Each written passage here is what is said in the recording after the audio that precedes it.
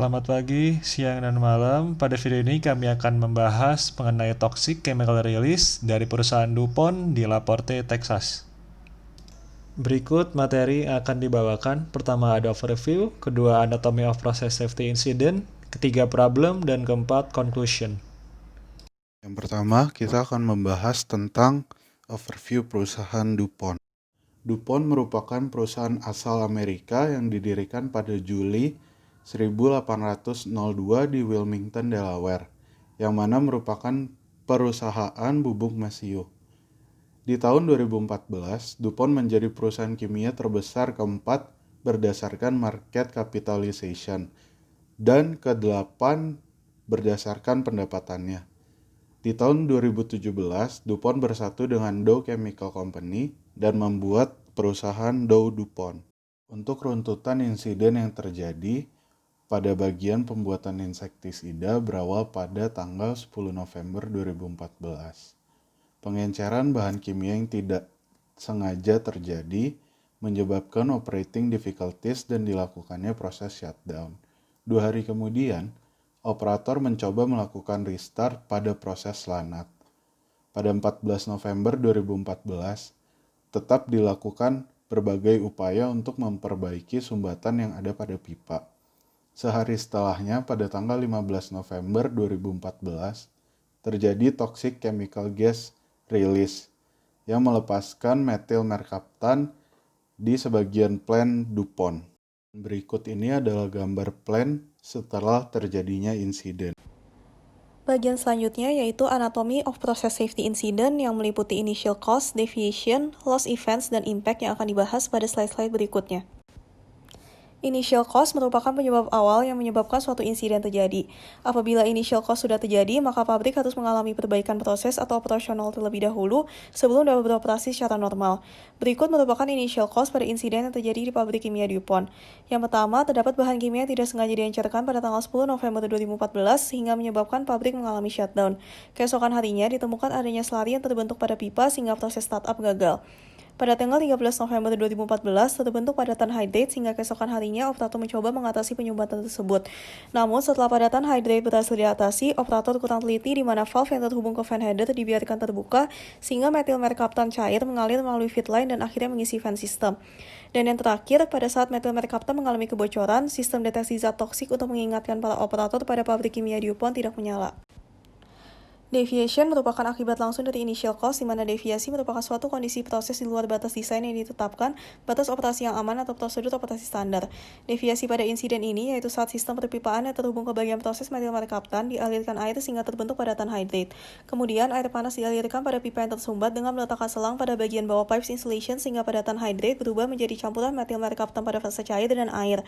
Namun setelah itu semua valve dan feed line ke fan system dibuka yang mengakibatkan metil merkaptan mengisi fan system yang terhubung dengan lanat manufacturing building dan akhirnya menguap. Selanjutnya itu adalah loss events. Nah, dalam kasus ini terdapat hal utama yang menyebabkan insiden, yaitu metil merkaptan dalam bentuk liquid menguap ke fan header.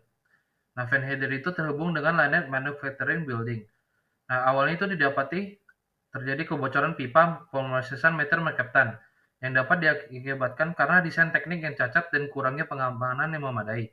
Sehingga air memasuki pipa dan terjadi proses pengenceran pada metil merkaptan yang nantinya dapat menyumbat pipa karena terbentuknya hidrat.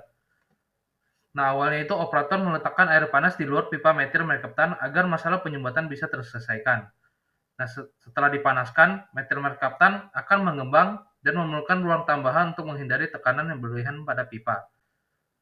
Sehingga operator berusaha untuk membuka valve antara pipa metil merkaptan dan pipa fan gas buang tanpa menyadari bahwa pembukaan katup itu menciptakan jalur untuk metil merkaptan cair keluar dari pipa, sehingga tempat menuju insinerator yang menyebabkan sisi pabrik dipenuhi oleh gas beracun. Kecelakaan kerja ini secara garis besar dikarenakan oleh para teknisi yang menangani kasus ini, karena tidak mengikuti persyaratan dan prosedur kerja yang benar, sehingga menyebabkan terjadinya kecelakaan kerja seperti rincian berikut. Impact. Dampak yang dirasakan dari kecelakaan toxic chemical release DuPont La Porte Chemical Facility ialah yang pertama, adanya korban jiwa sebanyak 4 orang. 3 diantaranya adalah operator dan satunya adalah supervisor. Mereka meninggal dikarenakan asfiksia, yaitu kekurangan kadar oksigen di dalam tubuh dan paparan akut karena menghirup metil mercaptan. Yang kedua, mengalami kerugian sebesar $20 juta dari desain insenerator yang cacat untuk nitrogen oksida. Yang ketiga, DuPont La Porte telah ditutup pada tahun 2017. Semua bangunan dan peralatan fasilitas telah dibongkar dan dikosongkan. Yang keempat, Corteva, yaitu perusahaan induk dari DuPont, membayar denda sebesar $3 juta atas dampak polusi yang dialami oleh masyarakat sekitar karena kecelakaan tersebut. Kemudian bagian ketiga, problem. Dari data yang telah kami kumpulkan, kami membagi letak kesalahan menjadi 3, yaitu kesadaran akan bahaya, manajemen keselamatan proses, dan respon emergensi operasi. Kesadaran akan bahaya. Pertama, board operator terlalu fokus akan alat tekanan tinggi sehingga mengabaikan insiden pelepasan metil merkaptan. Sedangkan masalah utama yang terjadi adalah pelepasan metil merkaptan. Hal ini mengakibatkan terlambatnya penyusunan rencana untuk menyelesaikan masalah. Yang kedua, para pekerja tidak menggunakan detektor metil merkaptan. Tentu saja, para pekerja tidak akan tahu sejauh mana metil merkaptan akan membahayakan diri mereka. Yang ketiga, kurangnya pengenalan bahaya akan bahan metil merkaptan. Seperti yang kita ketahui, jika kita menghirup uap dari metil merkaptan, maka dapat langsung menyebabkan kematian. Kemudian yang terakhir, perusahaan tidak memiliki alarm suara atau visual otomatis untuk memberitahu pekerja tentang pelepasan metil merkaptan, sehingga para pekerja tidak sadar area manakah yang terkena uap dari metil merkaptan. Kemudian dari manajemen keselamatan proses. Pertama, tim PHA tidak mengevaluasi skenario insiden secara komprehensif. Kemudian yang kedua, kurangnya latihan praktik keselamatan jika ada masalah operasi. Hal ini akan membuat para pekerja kaget ketika menemukan sebuah masalah operasi dan bingung bagaimana cara menyelesaikan masalahnya. Kemudian kurangnya pelaksanaan tindakan korektif terhadap beberapa hal yang ada di perusahaan. Misalnya, seharusnya ada pergantian pipa secara berkala namun tidak dilakukan oleh perusahaan. Yang keempat, kurangnya komunikasi antar shift. Hal ini menyebabkan shift setelahnya akan bingung akan masalah yang terjadi pada shift sebelumnya. Yang kelima, kurangnya pengalaman dalam operasi non-rutin, misalnya pemutasan proses dalam membereskan masalah metil merkaptan. Dan yang terakhir atau yang keenam, tidak ada MOC atau prosedur baru untuk alat atau proses yang baru. Hal ini membuat kebingungan bagi para pekerja bagaimana cara menggunakan alat-alat yang ada pada perusahaan. Kemudian dari segi respon emergensi operasi. Pertama, susahnya menavigasi gedung produksi, menyebabkan tim penyelamat kesusahan untuk mencari pekerja yang hilang. Yang kedua, tidak adanya analisis untuk mengidentifikasi sumber kebocoran. Hal ini menyebabkan kebocoran akan semakin menjadi luas. Yang ketiga, defisiensi evaluasi risiko terhadap publik. Hal ini tentunya juga akan membahayakan orang-orang yang berada di sekitar pabrik. Yang keempat, tidak ada persiapan saat mencari pekerja yang hilang. Misalnya, para pekerja yang mencari pekerja yang telah hilang tidak menggunakan detektor atau alat pelindung diri. Kemudian yang kelima, pembuatan dan pengendalian zona panas yang tidak memadai.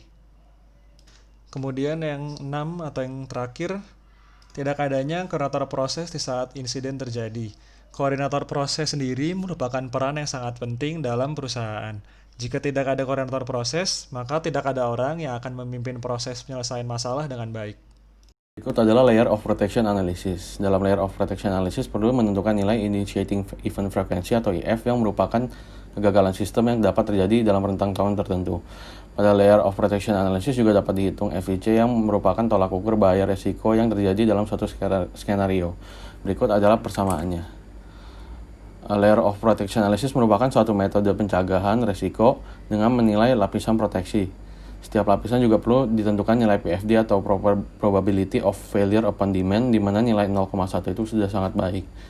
Lapisan proteksi tersebut terdiri atas 8 layer, yaitu layer pertama proses desain. Dalam hal ini dapat ditinjau dari sistem perpipaan dan ventilasi, karena pada sebagian besar kasus ini terjadi pada sistem perpipaan, dan menurut CSB sistem ventilasi pada DuPont Laporte juga kurang baik.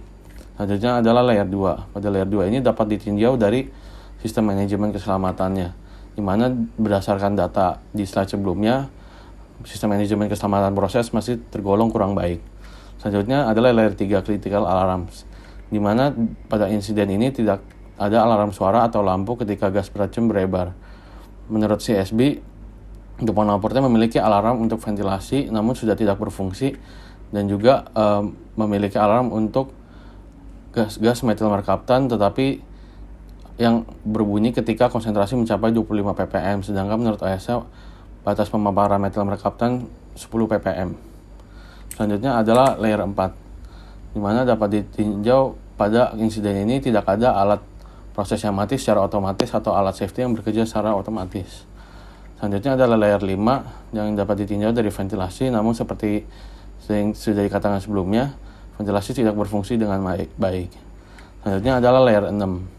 Pada hal ini dapat ditinjau bahwa terdapat tim investigasi menemukan barang berupa 5 minute escape air bottles dan 30 minute self-contained breathing apparatus, dan terdapat operator yang selamat dengan menggunakan alat ini.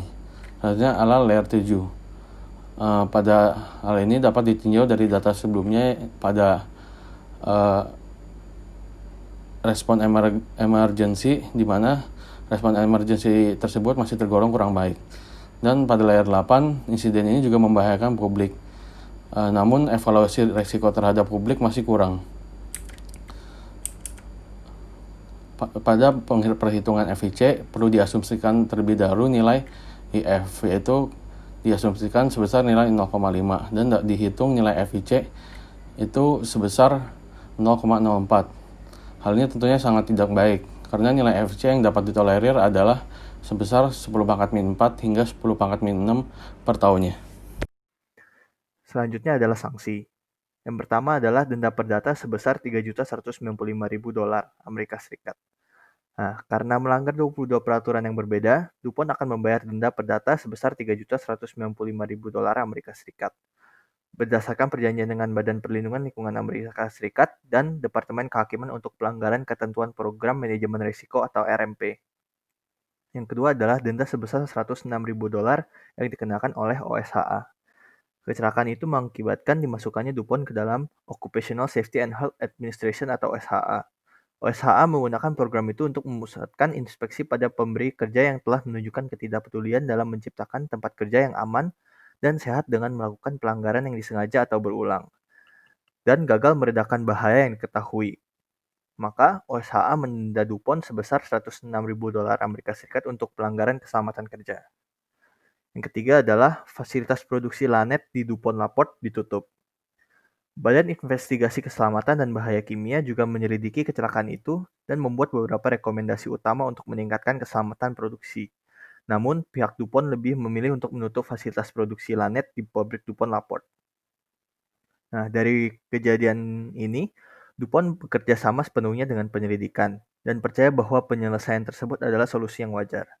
Lalu DuPont juga pernah menyatakan bahwa meskipun perusahaan tidak menerima atau banyak tidak menyetujui tuduhan pemerintah, DuPont juga akan tetap bekerja sama untuk meningkatkan praktik keselamatan proses pada PT DuPont. Kemudian bagian yang keempat dan yang terakhir adalah conclusion. Initial cause dari insiden DuPont Laporte adalah terjadinya pengeceran bahan kimia secara tidak sengaja. Yang kedua adalah kesalahan pada pengambilan keputusan menyebabkan serangkaian kejadian lain sehingga terjadinya toxic chemical release. Yang ketiga, penerapan sistem OSHA yang kurang baik sehingga terjadi toxic chemical release. Dan yang keempat adalah kurangnya komunikasi antar shift sehingga terjadinya toxic chemical release. Kemudian ada 3 saran yang dapat kami berikan. Yang pertama, penerapan sistem OSHA perlu ditinjau secara berkala agar selalu update dengan kondisi pabrik. Yang kedua, seluruh operator yang bekerja diharapkan untuk mengetahui mengenai bahaya dan cara penanganan untuk setiap bahan kimia yang dipakai. Yang ketiga, perlu adanya sistem pengamatan yang dapat secara otomatis mendeteksi dan menghentikan kerja alat untuk mencegah terjadinya toxic chemical release. Sekian video penjelasan mengenai insiden yang terjadi di DuPont Laporte. Terima kasih.